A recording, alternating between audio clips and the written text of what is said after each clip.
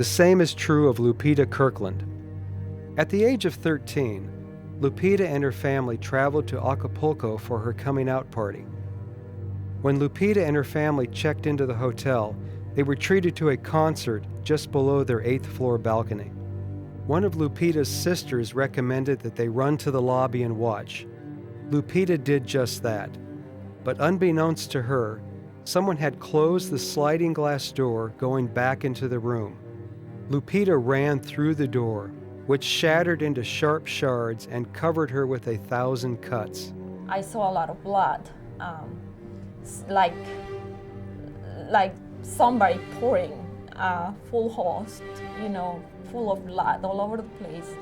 And so my dad grabbed me and he put me in the bed and he wrapped a blouse to compress on my wound. And so he asked me to, because I have wounds all over my veins, he asked me just to hold them so I could cover the wounds here in my arms.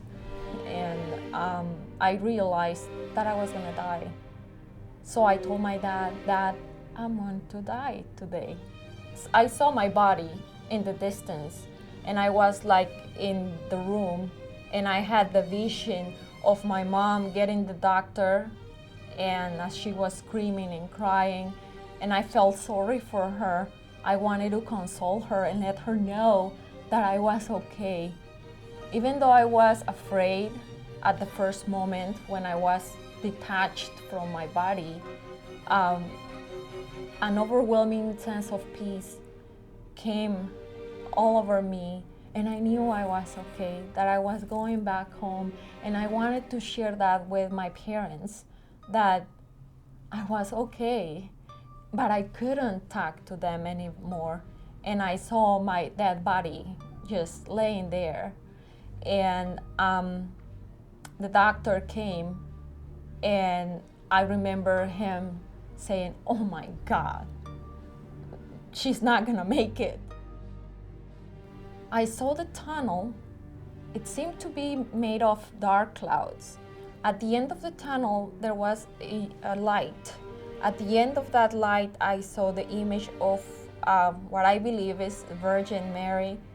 And I was reviewing my life with her. And we spoke about my mission in life. And after that, we had spoken about me coming back because I realized that my mission was not complete and that I needed to go back. So finally, I was pulled back like with this reaction, and I felt how my soul entered into my body, like it was strong, and I was feeling how the doctor was performing the CPR, and I remember the huge pain in my chest, and all the pain, the physical pain, came back to my body after I came back, and I was trying to get all the air I could into my lungs. Like I could not have enough air. And the doctor saying, "She made it, she's back, let's start stitching." The doctor had no anesthesia, so young Lupita was forced to suffer through the painful but necessary ordeal of being sutured with no painkiller. He had to stitch 4 layers in my neck, and he started with the aorta, and it was a very painful experience in which I was literally screaming and thinking. It was a mix of feelings between not wanting this pain again, like sad for having to come back, but at the same time I was mesmerized by the whole experience. After I started to talk about my experience, I told my parents that I knew the doctor met my mom by the 3rd floor. And my mom was like in shock, like, who told you this? And I said, I saw it. And she said, no, somebody told you. No, I saw it. So they could not believe what was happening. So I said, I need to go back and thank him for what he did.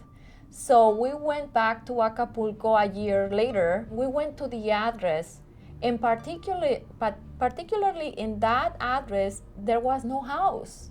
Everything was like an empty lot, and there were houses around. So we started to look around for him and ask for his name, Jesus or Jesus.